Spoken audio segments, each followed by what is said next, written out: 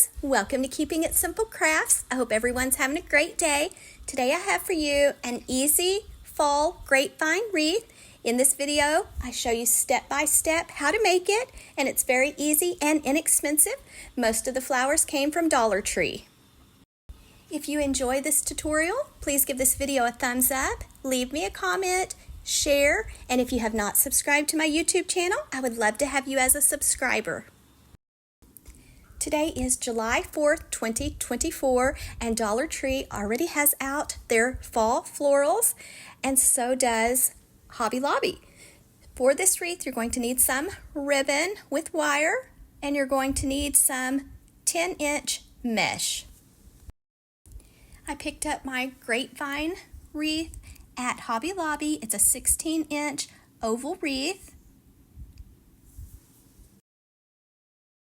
Next, you're going to need some floral picks, and these silver dollar floral picks all came from Dollar Tree. So I picked up 3 of those, 2 of the feather picks from Dollar Tree, 2 of the orange dahlia picks, and they come in other colors too, 2 of the pumpkin picks or pumpkin filler picks from Dollar Tree, 2 of the filler bush,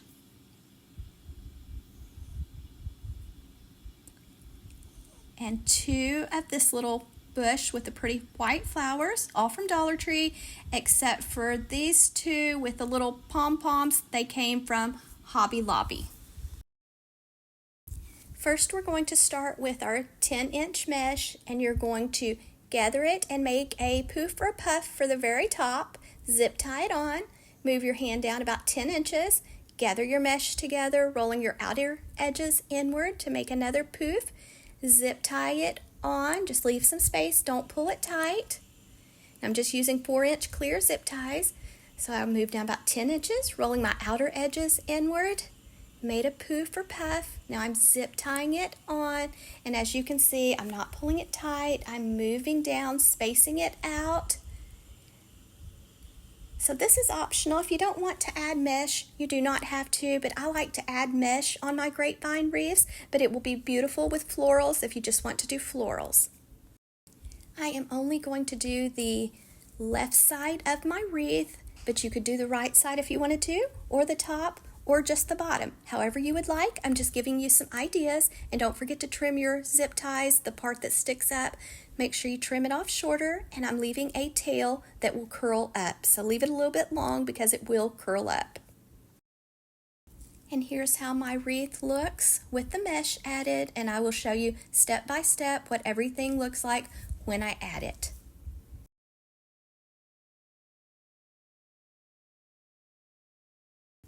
We did trim some of the picks shorter, so we trimmed this one shorter, added some hot glue to the end, and now I'm just pushing it into the grapevine wreath on the inner side at the top, and then I'm going to do the same steps, but this time on the inner at the bottom. And I like to do a pattern when I'm making wreaths and floral arrangements. Usually what I do at the top, I usually repeat at the bottom, or what I do on the left side, I usually do on the right side. But here I did put a second piece of this silver dollar because I wanted it to hang down more at the bottom. So 1 at the top, 2 at the bottom. Now I'm going in with the pom-pom picks that we trimmed shorter, just pushing them into the grapevine wreath, 1 at the top, and just kind of fluff and shape as you go. And then I'm going to place 1 at the bottom. Just be very careful when you're using your hot glue. And then I'm just going to push this into the grapevine wreath at the bottom.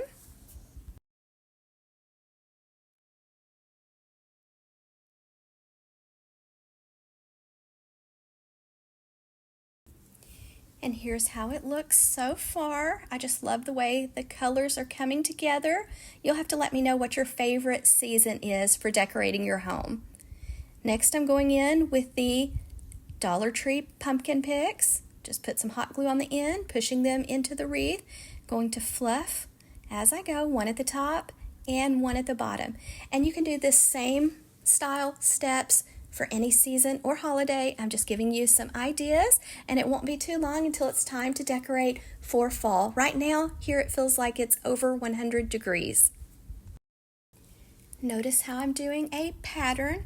When I purchase florals, I usually buy in pairs. Sometimes I buy 3, but I usually at least buy 2 of each. When you're choosing your florals, I like to hold mine in my hand and make a bouquet. Try to find a variety of shapes, sizes, colors, and textures that work well together.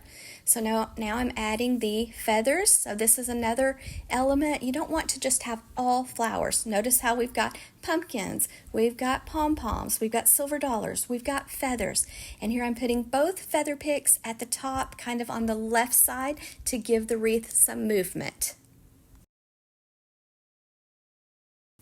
I hope you're enjoying this wreath tutorial. If you are, please take a second and hit that thumbs up button and leave me a comment. Next, I'm going in with the orange dahlias, and I just cut them into shorter pieces, and I am just going to add a little hot glue to the end and place them, one on the left, one on the right, just kind of like working around that mesh, and then I'm going to save some to put around my bow. Don't forget to save a few for placing after you add your bow to your wreath.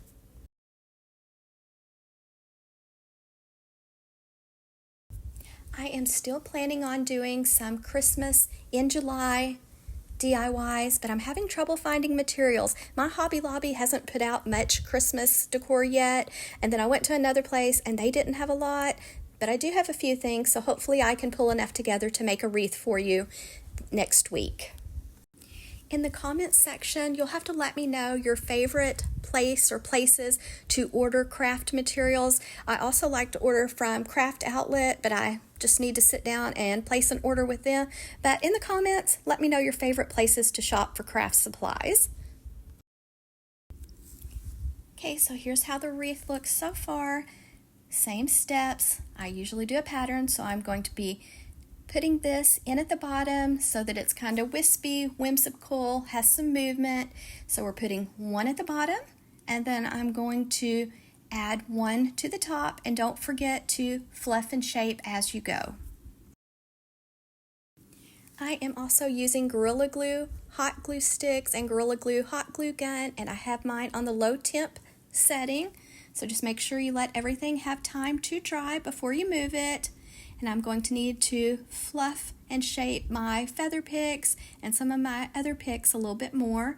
Here's the ribbon that I am using to make a beautiful bow, but I was a little disappointed in this. They had pieced it together right in the middle of me making my bow. I just can't believe how expensive ribbon and mesh has gotten to be. I believe I paid like $12.99 for this ribbon, and then first thing, it was pieced together. But I let out a tail, made one loop on the left, one on the right, trying to make sure my loops are the same size on each side. Then I'm going to let out some more ribbon, make another loop on the left side. Sometimes when you have ribbon with a pattern, you have to twist the ribbon a half turn to keep the pattern showing. Letting out some more ribbon, going to make another loop on the right side. And this is very pretty ribbon. I was just disappointed that they did this. And I know it's pretty common, but it's of course upsetting when you pay that much money for ribbon. So I did 3 loops on the left, 3 loops on the right, because I wanted it to be nice and full and big. You're going to also want to have a zip tie and some floral wire close by once you get the bow the size you want. And I have Parker and my daughter's little coonhound here with me, Miss Lucky. So if you hear something, it's probably them. So now I'm going to take my zip tie, wrap it nice and tight around the center of my bow. Just make sure you get it in the center and pull it tight. And I probably should have used a longer zip tie. I think I needed a 6-inch instead of the 4-inch clear zip tie. And then I'm going to cut off the extra part of the zip tie, going to dovetail the ends. But first I'm going to thread the wire underneath the zip tie on the back of the bow. That way I can easily attach my bow to my grapevine wreath or whatever project I'm working on. And this is just 20 gauge floral wire. Now we're going to dovetail the ends, fold the tail in half with the edges to the left side, go to the folded side, cut away from the fold, and that makes the pretty V on the ends. It just kind of dresses up your bow, or you can just cut it at a slant. It's your choice. And then I like to stick my hand in each loop and kind of open up my loops and shape my bow. For this one, I wanted a center loop, so it took me a little while to get it shaped just like I wanted, and it just takes time and patience when you're making bows, so just be patient and take your time. Don't get frustrated. There are lots of different ways to tie bows and lots of different styles of bows. I have a bow tutorial playlist on my YouTube channel, so if you'd like to see some other bow tutorials, I can link that playlist for you in the description box, and I can also link my grapevine wreath playlist too for you.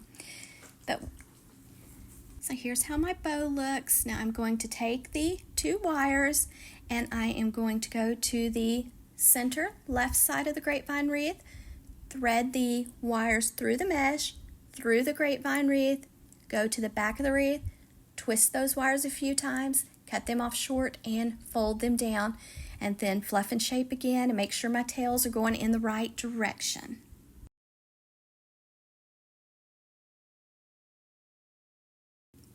I like to set aside some flowers to place around the bow, so I have some white ones that I'm going to place one above and then one below, and then I'm going to fill in with a few more of the dahlias.